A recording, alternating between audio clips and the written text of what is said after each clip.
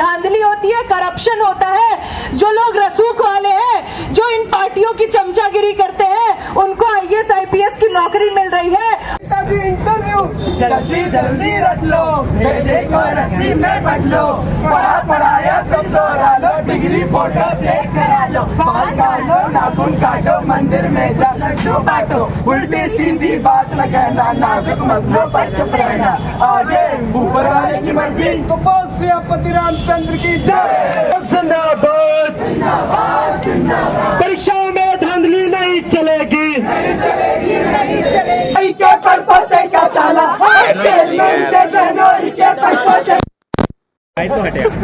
Rameshwar Dayal present sir. कहाँ तक पढ़े हो सर? BA। कौन डिवीजन सर? फर्स्ट डिवीजन है। क्या हंसते हो पाजी लड़के? ऐसे गजब बेहुदा हो तुम। अरे कहाँ से आ जाते हो, जाहिल कहीं के। अच्छा छोड़ो, ये बताओ, लगता है तुमने हिंदी साहित्य पढ़ा है? जी सर। अच्छा तो ये बताओ, पूछिए कि श्री चेतन भगत जी का हिंदी साहित्य में क्या योगदान है, और उनका पहला उपन्यास कौन सा था और कब प्रकाशित हुआ? लेकिन सर ये चेतन भगत का तो हिंदी साहित्य में कोई योगदान नहीं है। क्या कोई योगदान नहीं है?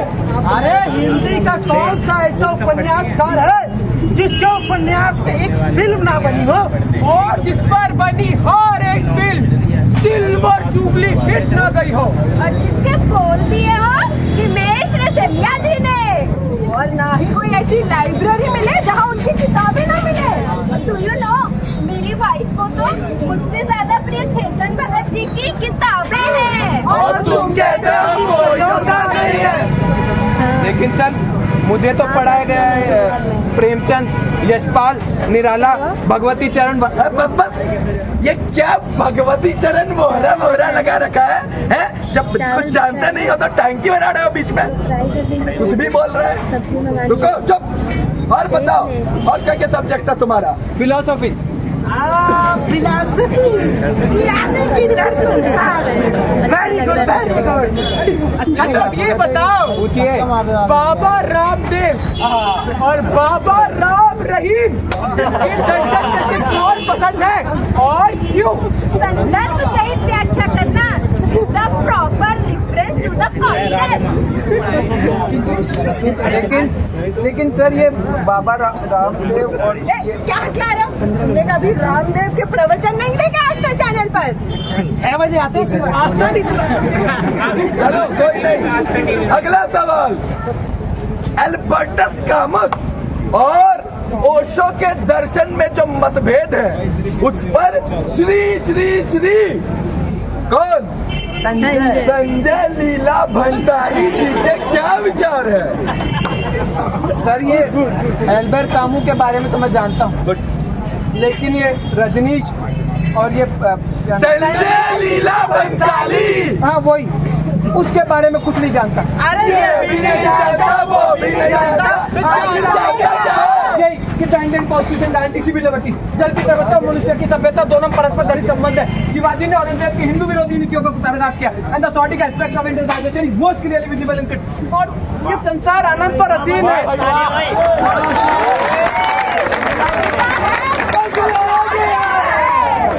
तो फिर पूछते क्यों हो उल्टे सीधे सवाल? इसलिए ना कि गेट आउट फ्रॉम हियर।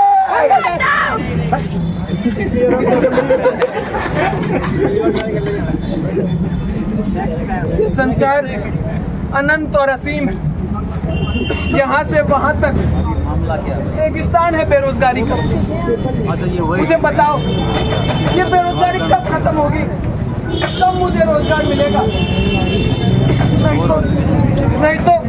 नहीं तो get out from here। But where shall I go? मैं कहाँ जाऊँ? हर रोज हर सुबह यही उम्मीद लेके घर से निकलता हूँ कि आज अपॉइंटमेंट लेटर लेकर ही घर जाऊंगा, अपने बूढ़े बीमार बाप के चेहरे पर सुकून देखूं। लेकिन हर आने वाला दिन नाकामयाबी का दिन है, जैसे आज है। अब लेकिन घर तो जाना ही है, घर तो लौटना ही होगा, यूं ही घिसटना होगा। और क्या किया जा सकता है? किस सोच में डूबे हो नौजवान, गुमसुम उदास और परेशान। बेरोजगारी ने सारे संबंध तोड़ दिए। दोस्त तो पहले ही किसी मोड़ पर जुदा हो गए। अब तो मुझे लगता है मेरा खुद से भी नाता टूट जाएगा। इस दुनिया ने तोड़ दिए हैं सारे रिश्ते, सच्चाई भी झूठ बन गई किससे किसके। इस लड़के ने वही किया जो सबने इसको बतलाया, उसी मार्ग पर चला जो गुरुओं ने इसको सिखलाया। मेहनत से पढ़ाई की, ईमानदारी से इम्तिहान पास किया, गुरुओं का मान किया, रोजगार दफ्तर में अपना नाम लिखवाया और इंतजार किया। और इंतजार करते करते तूने उपदेश, सरकारी गैर सरकारी, कर्म करोगे तो फल पाओगे, एक दिन अफसर बन जाओगे। भारत सबसे न्यारा है, फॉरेन एड का प्यारा है। हरिजन को सब अधिकार, न्याय के है पूरे हकदार। प्रजातंत्र का नारा है, भारत बंद है। रघुकुल रीति सदा चली आई, समझ बात के समझ आई। सारे जहां से अच्छा हिंदोस्ता हमारा हमारा, सारे जहां से अच्छा हम बुलबुले हैं इसकी, ये गुलिस्ता हमारा हमारा, सारे जहां से अच्छा। मैंने 30 इंटरव्यू दिए और 30 बार मैं नाकामयाब ही लौटा। और 30 बार मुझसे ऐसे सवाल पूछे गए जिसका मेरी पढ़ाई से कोई ताल्लुक नहीं।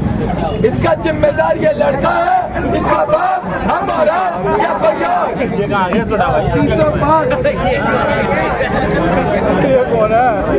300 बार नौकरी किसी सिफारिश वाले को ही मिलेगी। मजदूरी करके आ रहा है। 300 बार मैं वापस नाकामयाब ही लौटा। इसका जिम्मेदार ये लड़का है, हमारा हमारा या कोई और। अब मेरे सारे सपने टूट गए, मेरी आंखों के सामने सिर्फ अंधेरा ही अंधेरा है। अब तो लगता है कि इस जाल से कभी नहीं निकल सकता। टूटे सपनों का अंबार, कौन है इसका जिम्मेदार? इसके हिस्से में क्यों बाकी सड़क से लड़ना बारंबार? कौन है इसका जिम्मेदार? कौन है इसका जिम्मेदार? कौन है इसका जिम्मेदार? कौन है इसका जिम्मेदार? कौन है इसका जिम्मेदार?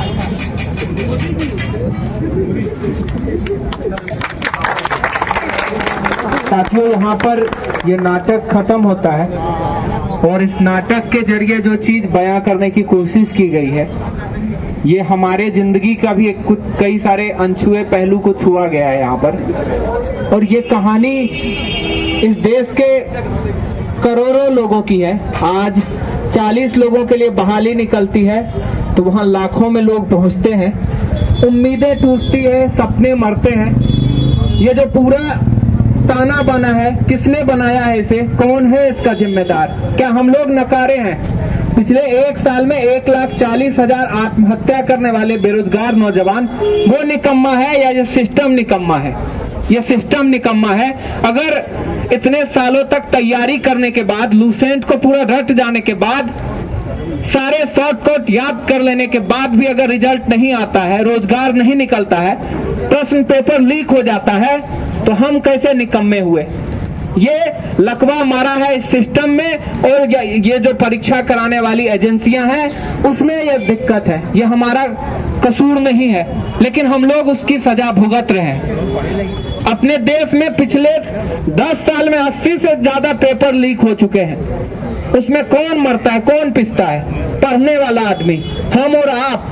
इस नाटक का मकसद केवल ये नहीं था कि हम मनोरंजन करें, हम सही सवालों पर सोचे तो केवल तैयारी करते करते हम खप जाएंगे, इससे भी काम नहीं चलेगा।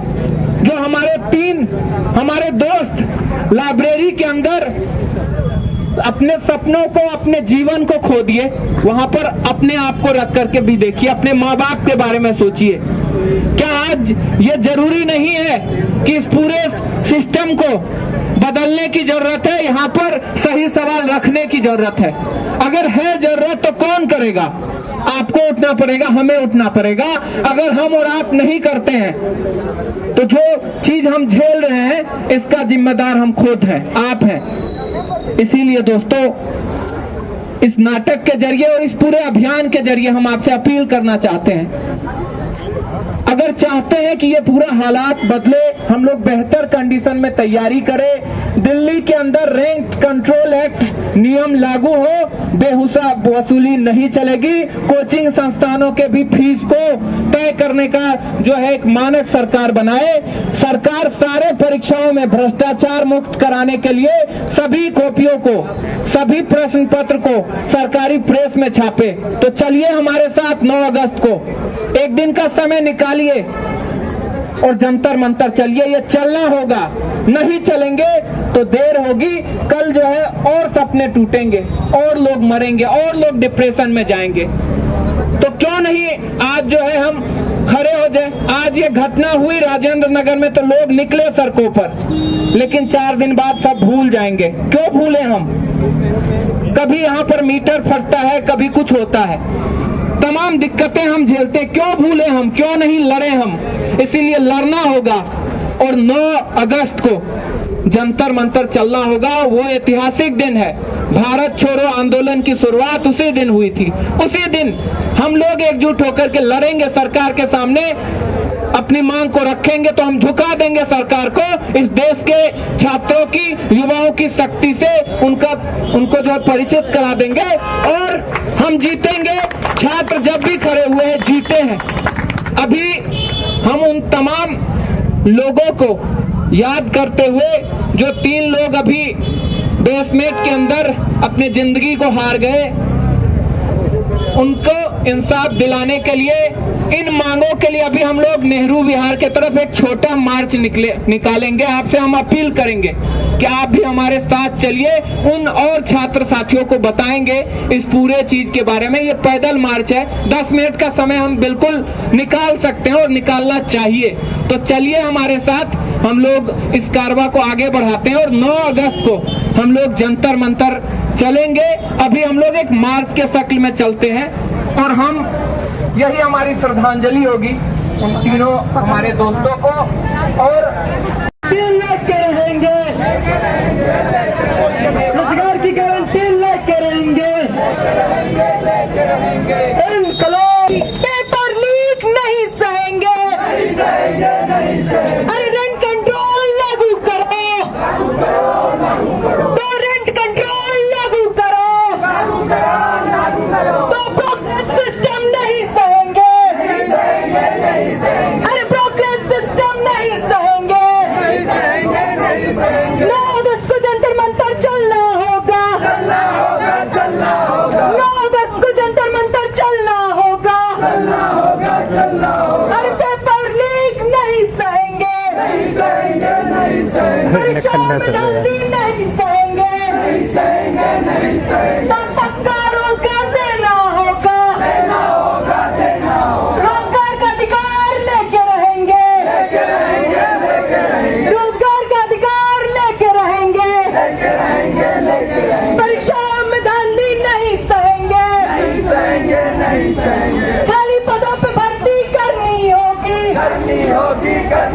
अरे खाली पदों पे भर्ती करनी होगी।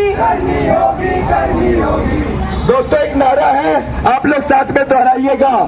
बरसों हम तैयारी करते,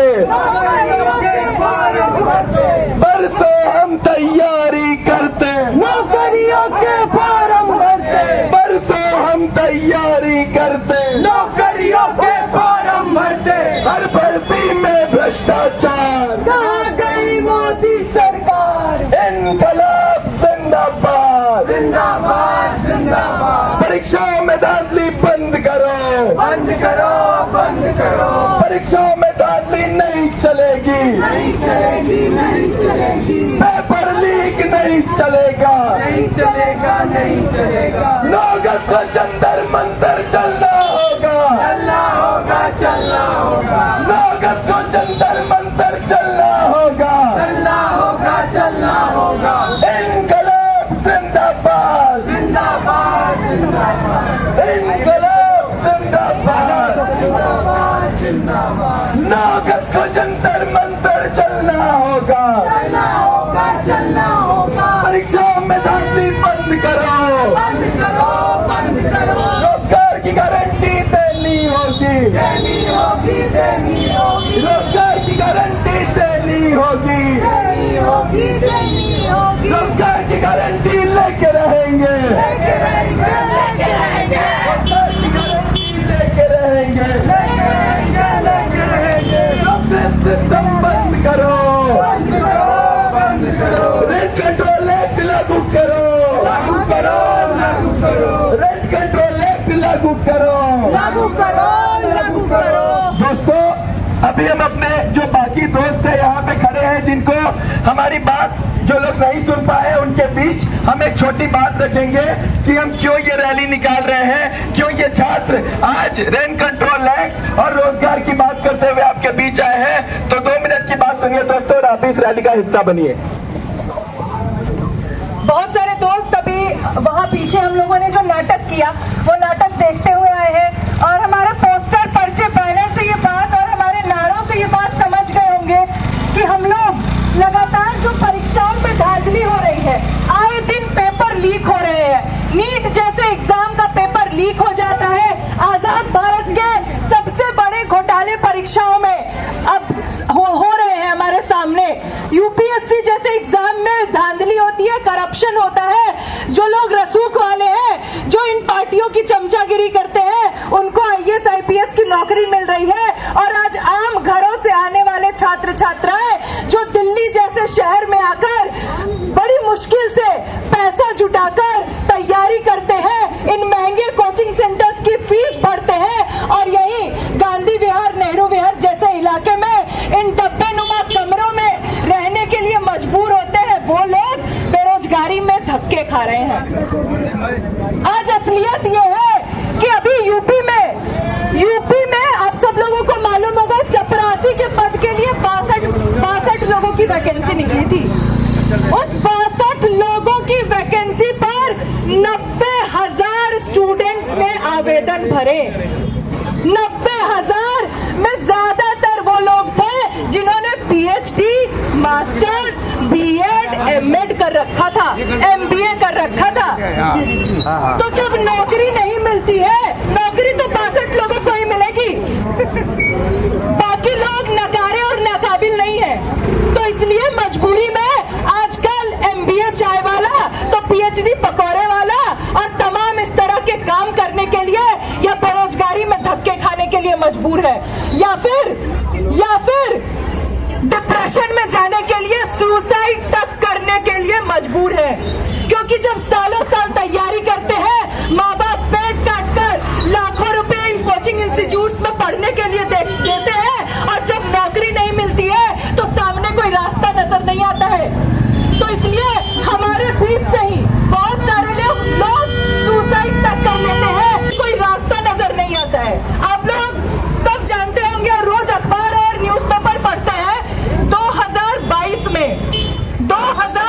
में सरकारी परीक्षाओं की तैयारी करने वाले जो स्टूडेंट्स थे, उनमें से एक साल के भीतर 1,70,000 स्टूडेंट्स ने सुसाइड कर लिया। क्यों? क्योंकि वो सालों से तैयारी कर रहे थे और नौकरियां नहीं थी, नौकरियां नहीं मिल रही थी, एक के बाद एक पेपर लीक, परीक्षाओं में धांधली। पिछले 10 साल में 80 से ज्यादा पेपर लीक हुए। किसका नुकसान हुआ? किसका नुकसान हुआ? जिनके पास पैसे हैं उनका कोई नुकसान नहीं हुआ। जो इस देश के आम घरों से, मेहनतकश घरों से आने वाले लड़के लड़कियां हैं, जो हम और आप जैसे लोग हैं, उनका नुकसान हो रहा है। उनके लिए सिर्फ अंधकार और उनके भविष्य के साथ खिलवाड़ हो रहा है। ऐसे में हम ये सवाल पूछते हैं कि क्या इस पूरे हालात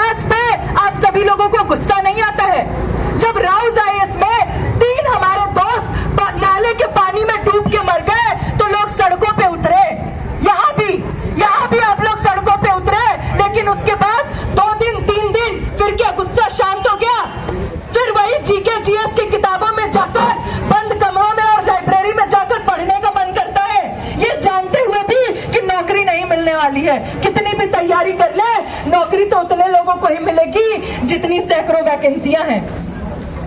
तो अगर इस पूरी स्थिति पर भी आपका खून नहीं खौलता, आपको गुस्सा नहीं आता है, तो फिर धिक्कार है ऐसी नौजवानी पर, धिक्कार है ऐसी पढ़ाई पर। भगत सिंह कहा करते थे कि ऐसी पढ़ाई जो महज कलंक बनने के लिए की जाए, हम ऐसी पढ़ाई को कुछ नहीं समझते हैं, वैसी पढ़ाई नाकाबिल है।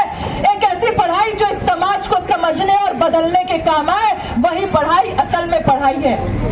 तो अगर आप लोग भी, और हम जानते हैं कि हम सब लोग अपने दिलों में यही सपना लेकर यूपीएससी और प्रतियोगिता परीक्षा की तैयारी करते हैं कि समाज के लिए कुछ करेंगे, लेकिन आज जो हालात है उसमें सबसे पहले तो आज नौकरियों के लिए इस पूरी व्यवस्था के खिलाफ लड़ना होगा, जो हमें बेरोजगारी के अंधेरे में, जो हमारी जिंदगी, जो हमारी भविष्य के साथ खिलवाड़ कर रही है। पिछले कुछ सालों में नौकरियां किस कदर कम हुई है, उसको एक आंकड़े के जरिए बताऊं तो जान के हैरानी होगी। पिछले 10-11 सालों में 23 करोड़ युवाओं ने आवेदन किया अलग अलग नौकरियों के लिए। 23 करोड़ स्टूडेंट्स ने नौकरी मिली, सिर्फ 7 लाख लोगों को, यानी 1000 में से सिर्फ 2 या 3 लोगों को नौकरी मिलती है, बाकी लोग घर वापस जाओ। तो इसलिए हमें लगता है आज हमारे जिंदगी का सबसे जिंदा सवाल यही है कि हर किसी को पक्की नौकरी मिले, ये सुनिश्चित करना सरकार का काम बनता है और ये हमारा हक है। Right to life, right to employment, इस देश का संविधान ये अधिकार हमें देता है, और अगर कोई सरकार ये अधिकार हमसे छीनती है तो हमारा हक बनता है हम उसके खिलाफ लड़े। और अगर अब भी हम नहीं लड़ते हैं, अब भी हम चुपचाप बैठे रहते हैं, तो कल को अपनी स्थिति के लिए और इस देश के तमाम उन लोगों के लिए जो इस बेरोजगारी की वजह से आत्महत्या कर रहे हैं, हम भी जिम्मेदार होंगे। हमारी चुप्पी भी, हमारी काहिली, हमारी चुप्पी उन मौतों के लिए जिम्मेदार होगी, ये बात समझ लीजिए। इसलिए हम लोगों ने पहल किया, हम लोगों ने ये कदम उठाया है कि चुप नहीं रहेंगे, अपने हक अधिकार के लिए लड़ेंगे, और रोजगार का अधिकार जीने का अधिकार है। और इसके लिए ही हम लोग 9 तारीख को जंतर मंतर पहुंच रहे हैं। लगातार होने वाली पेपर लीक, भर्तियों में धांधली तुरंत बंद हो, एनटीए जैसी संस्था को तत्काल भंग किया जाना चाहिए, रोजगार गारंटी का कानून सरकार बनाए, भगत सिंह राष्ट्रीय रोजगार गारंटी कानून लागू करे और सबको पक्का रोजगार दे। पक्का रोजगार नहीं दे सकती है तो बेरोजगारी भत्ता सुनिश्चित करे। इन तमाम मांगों को लेकर हम लोग 9 तारीख को जंतर मंतर जा रहे हैं, और हम अब तमाम लोगों का आह्वान करते हैं, जो लोग भी इस पूरी समस्या पर आंख मूंद के अपने कमरों में बैठने वाले नहीं है, उनके दिलों में भी इस चीज के प्रति गुस्सा है, तो हम आपसे कहेंगे एक दिन समय निकालिए और जंतर मंतर पे पहुंचिए। अगर इस देश का लाखों करोड़ों युवा, इस देश के लाखों करोड़ों स्टूडेंट्स जंतर मंतर से संसद मार्ग पर होंगे, तो बड़ी से बड़ी सरकारों को भी झुकना पड़ेगा, उनको हमारी मांगे सुननी पड़ेगी। तो मुखर्जी नगर, नेहरू विहार, गांधी विहार के तमाम स्टूडेंट से हमारी अपील है कि 9 तारीख को सुबह 11 बजे जंतर मंतर पहुंचिए, हमारा पर्चा पढ़िए, आपके जो सुझाव है वो भी हमें दीजिए, अपने फोन नंबर कॉन्टैक्ट दीजिए ताकि हम लोग बातचीत कर सके।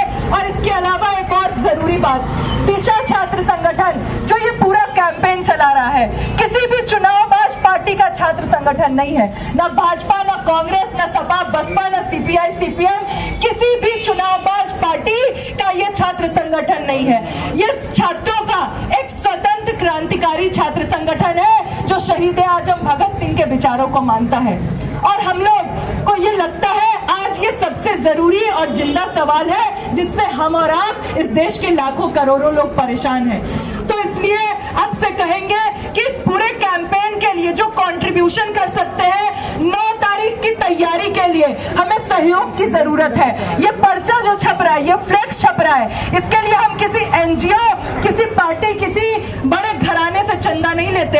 यही इन्हीं इलाकों में हम घर घर जाके कैंपेन चलाए हैं, लोगों से सहयोग मांगा है, तब ये पर्चे पोस्टर्स निकल पाए। तैयारी के लिए भी जो खर्च आएगा वो हम ऐसे ही जुटाएंगे। तो आपसे भी अपील करेंगे, एक वक्त की चाय कम पीजिए, लेकिन जितना अधिक कंट्रीब्यूशन हो सकता है वो करिए, ताकि ये पूरा प्रोग्राम सफल हो सके। और सबसे जरूरी बात, अपना समय निकालकर 9 तारीख को जंतर मंतर जरूर आइए। शुक्रिया दोस्तों।